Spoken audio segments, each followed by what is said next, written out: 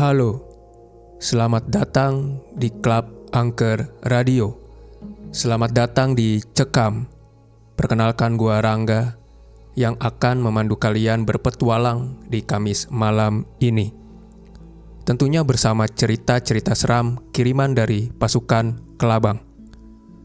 Untuk malam ini, kami kedatangan cerita yang sangat menarik dari Kakak Herwani. Terima kasih untuk kiriman ceritanya Kakak Herwani. Kakak Herwani katanya kerja sebagai perias, tapi bukan perias biasa, melainkan perias orang yang sudah enggak nafas alias sudah meninggal. Mari kita mulai saja cerita seram Kamis malam ini yang disingkat menjadi Cekam. Perkenalkan, nama gue Herwani. Sudah hampir 6 bulan kerja jadi perias jenazah. Dulunya punya pengalaman 7 tahun jadi make up artis. Karena butuh uang, gue nerima kerjaan jadi perias jenazah dari temen yang kerja di rumah sakit. Tadinya buat sekali-kali aja, tapi akhirnya keterusan sampai sekarang. Kalau ditanya takut apa enggak, gue lebih takut nggak punya kerjaan daripada ketemu sama setan. Indis ekonomi, uang dari merias jenazah juga lumayan untuk bertahan hidup. Selama hampir 6 bulan, gue udah nanganin bermacam klien. Dari pejabat yang keracunan, sampai mbak-mbak korban kecelakaan. Selama hampir 6 bulan itu juga, gue udah pernah melihat dan mendengar yang aneh-aneh.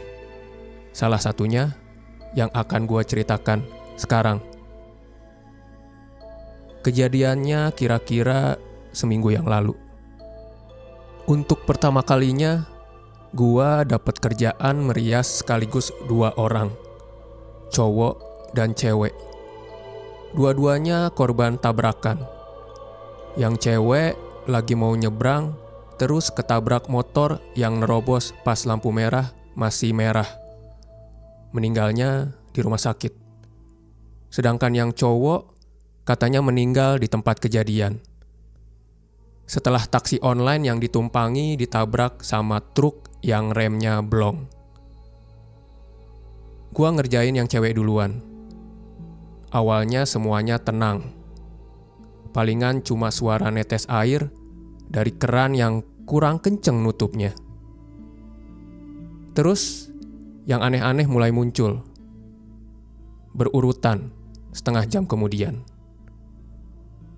Awal-awal lampu kedap-kedip.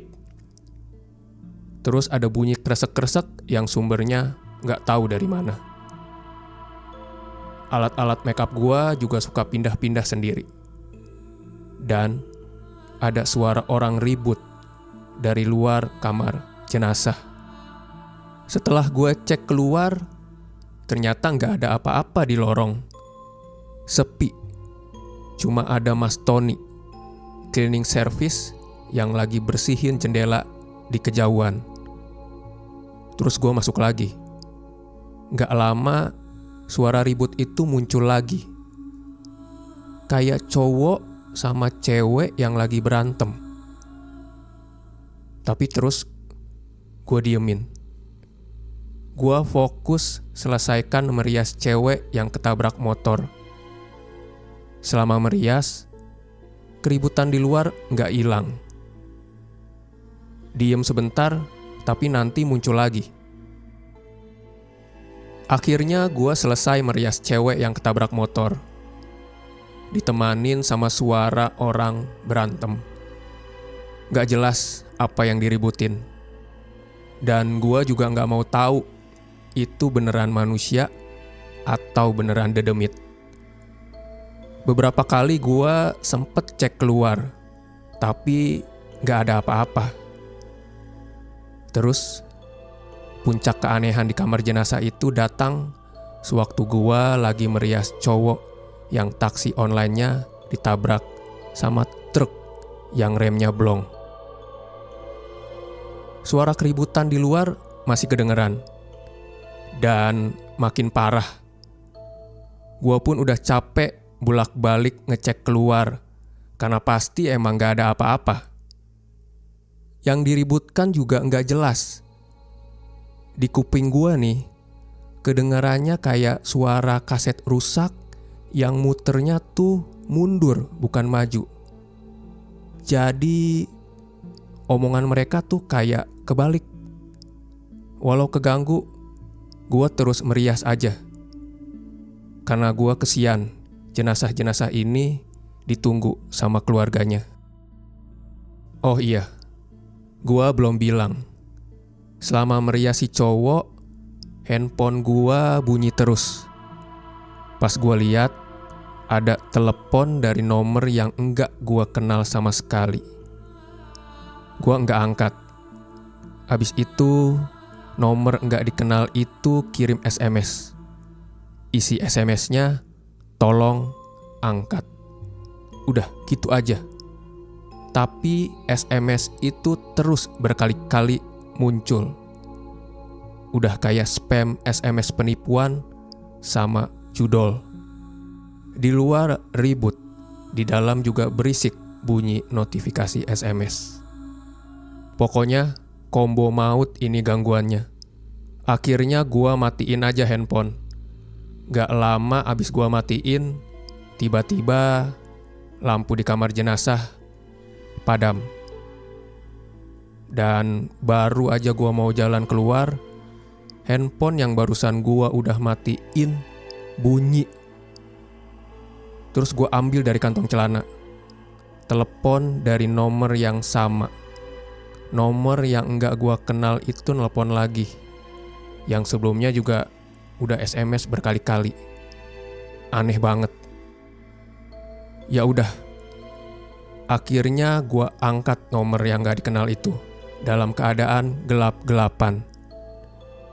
Gua tanya, "Halo, ini siapa?" Gak langsung ada jawaban. Hening.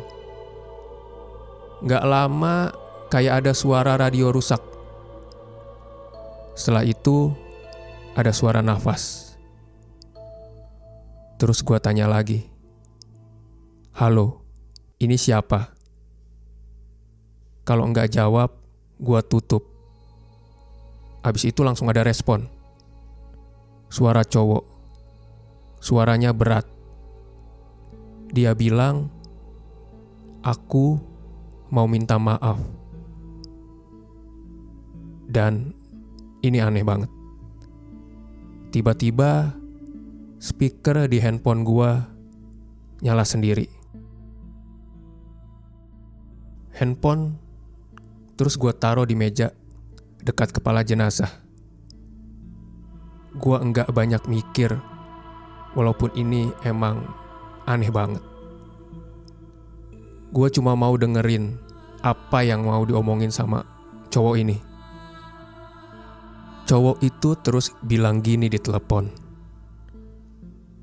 "Halo, Nining. Aku mau minta maaf.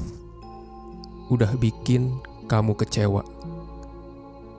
Karena mengira aku sudah selingkuh sama teman kerjaku di kafe. Aku belum sempat menjelaskan, kamu keburu marah. Terus pergi. Maaf, aku gak pernah bilang suka antar dia pulang. Jujur demi apapun, aku gak pernah selingkuh. Dan gak pernah ada niatan hianatin hubungan kita, Ning. Aku memang salah. Aku orangnya gak pernah bisa tegas. Diminta antar pulang, aku cuma bisa bilang iya. Sama kamu juga aku gak pernah bisa tegas. Tegas bilang kalau aku betulan sayang banget sama kamu. Aku sebetulnya sudah membeli cincin yang kamu mau. Ada di kantongku. Mau aku kasih kemarin. Tapi kamu keburu marah. Aku minta maaf, Ning. Aku minta maaf sudah bikin kamu marah. Aku minta maaf sudah gagal jagain kamu. Setelah cowok itu selesai ngomong, lampu di kamar jenazah mendadak nyala lagi. Terus pas gua mau ambil handphone gua melihat ada cincin di meja. Gua ambil cincin itu. Terus gua jalan. Gua deketin jenazah si cewek. Ternyata betul. Namanya Nining. Cincin itu gua pakein ke jari manisnya. Abis itu gua lanjut kerja. Riasan si cowok kan belum selesai. Suara keributan di luar sudah menghilang. Gak ada lagi gangguan.